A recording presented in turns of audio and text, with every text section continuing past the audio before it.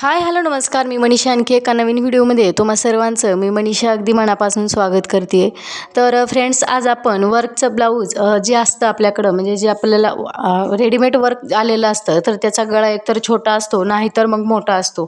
तर याचा जो गळा आहे तर तो मोठा आहे. याला छोटा कशा पद्धतीने करायचं या व्हिडिओमध्ये तुम्हाला पाहायला भेटणार आहे. अगदी सविस्तर माहितीच नाही तर तुम्हाला शिलाई करून सुद्धा दाखवणार आहे आणि सगळी काही व्यवस्थित शिलाई करून झाल्यानंतर तुम्हाला ही ब्लाऊजसुद्धा मी दाखवणार आहे. व्हिडिओ शेवटपर्यंत बघा, जेणेकरून तुमच्याकडं अशा प्रकारचे ब्लाऊज जर तुमच्याकडं आले तर तुम्ही त्याला व्यवस्थित अशा पद्धतीने शिलाई करू शकताल.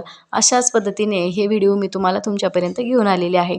आणि यूट्यूब चॅनेलवरती तुम्ही जर नवीन असाल तर प्लीज लाईक, शेअर आणि सबस्क्राईब करायला विसरू नका. हा व्हिडिओ तुम्हाला जर आवडला तर कमेंट करायला सुद्धा मला विसरू नका.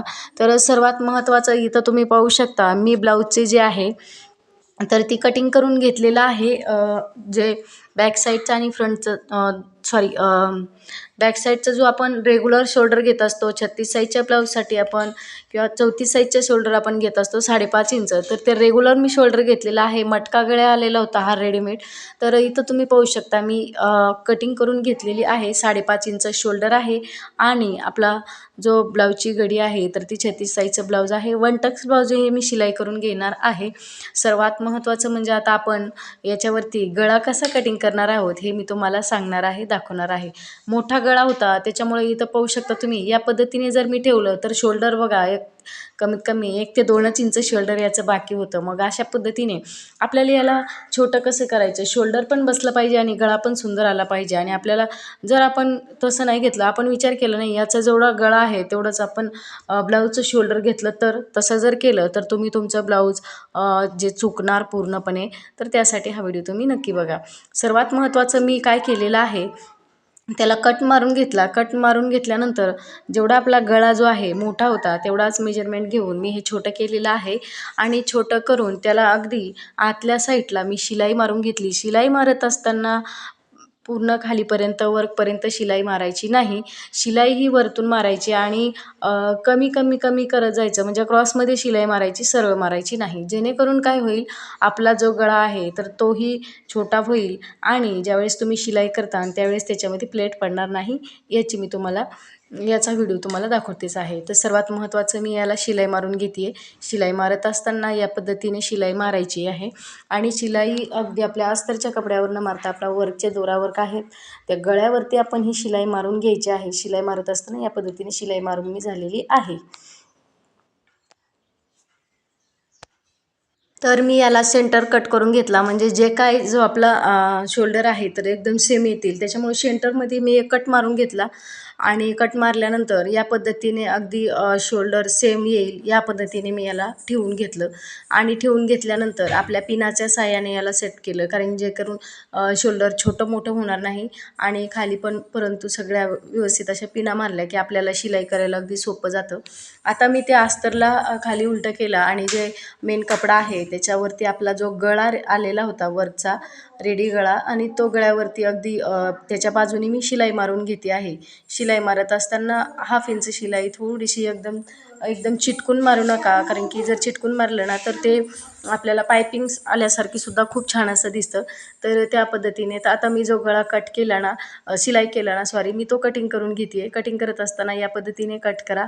एकदम शिलाईच्या चिटकून चिटकून कटिंग करून घेऊ नका. कटिंग झाल्यानंतर छोटे छोटे कट मारा, जेणेकरून तुमचा गळा जो आहे जसा तुम्ही शिलाई केला त्याच पद्धतीने तुम्हाला अगदी हुबेहूब तसाच गळा तुमचा येईल.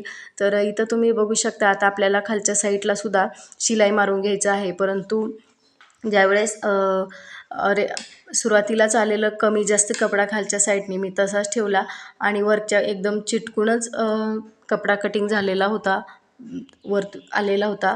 तर त्याच्यामुळे मग ते थोडी डिझाईन आतल्या साईडला जाणार होती. आता जास्त शिल्लक कपडा होता, कारण मी जसा आहे तसाच घेतला आणि मग मी तो कटिंग करून घेतला.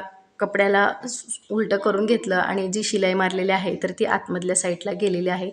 जर बऱ्याचशा जणांना शिलाई आपल्याला म्हणजे ज्यावेळेस गळ्याला मारायची नको असते तर त्यावेळेस तुम्ही नुसती प्रेस केली ना तर ते सुद्धा खूप छान अशी फिनिशिंग येते. तर आता मी याला शिलाई मारून घेते, जेणेकरून अस्तर आपण ज्यावेळेस वेअर करतो ब्लाऊज तर कमी जास्त होतं, बाहेर येतं अस्तर, त्याच्यामुळे शिलाईच मारून घेत असते मी शक्यतो. पण बरेचसे जण शिलाई गळ्याला मारत नाही, तसंच प्रेस करतात, तर त्यांनी पण खूप छान येतं. तर या पद्धतीने आपला जो गळा आहे तर तो मी स्टिचिंग झालेला आहे. इथं तुम्ही बघू शकता अगदी कोणत्याहीच कसल्या प्रकारे याला म्हणजे आपल्याला टेन्शन न घेता कस्टमरनी सांगितलं होतं की आहे तेवढा मला गळा घ्या, तर या पद्धतीने मी तो घेतला आणि या पद्धतीने मला गळा आलेला आहे. तुम्ही इथं बघू शकता खूप सुंदर अशी फिनिशिंग सोबत आलेला आहे. आता मी पूर्ण ते ब्लाऊज जे आहे तर ती शिलाई सगळीकडून मारून घेते, पाठीच्या साईडने सुद्धा मारून घेते आणि शिलाई मारून झाल्यानंतर पाठीला टक्स मारून झाल्यानंतर रेडी ब्लाऊज मी तुम्हाला दाखवणारच आहे. तर इथं पाहू शकता तुम्ही या पद्धतीने शिलाई मारायची आणि जो कमी जास्त जर कपडा झाला तर फिनिशिंगसोबत आपले आले पाहिजे. खूप सुंदर डिझाईन होती आणि गोल असं पॅचसुद्धा आलेलं होतं, त्याला खूप सुंदर असं रेड कॉम्बिनेशन असलेलं आणि खूप छान दिसत होतं. त्याच पद्धतीने एका बाजूलासुद्धा मी शिलाई मारून घेते आहे आणि बाकीचा जो शिल्लक कपडा आहे तर तो सुद्धा मी कटिंग करून टाकणार आहे.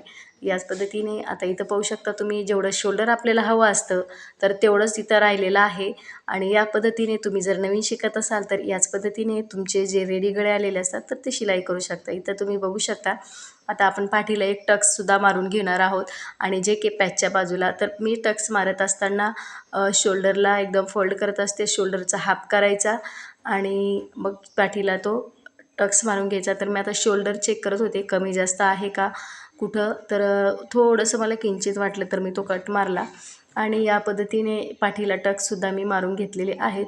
तर तुम्हाला हा व्हिडिओ तुम्हाला कसा वाटला नक्की मला कमेंट करून सांगायला विसरू नका. व्हिडिओ आवडल्यास मला लाईक, शेअर, सबस्क्राईब करा आणि इथं तुम्ही बघू शकता याच पद्धतीने आता जर ह्या ब्लाऊजला प्रेससुद्धा करायची गरज नाही आहे. आता पाठीला मस्त छान अशी दोरी बसवून द्यायची आणि खूप छान अशी लटकनसुद्धा तयार करायचे आणि व्हिडिओ छान वाटला चला तर बाय बाय. व्हिडिओ कसा वाटला बाय.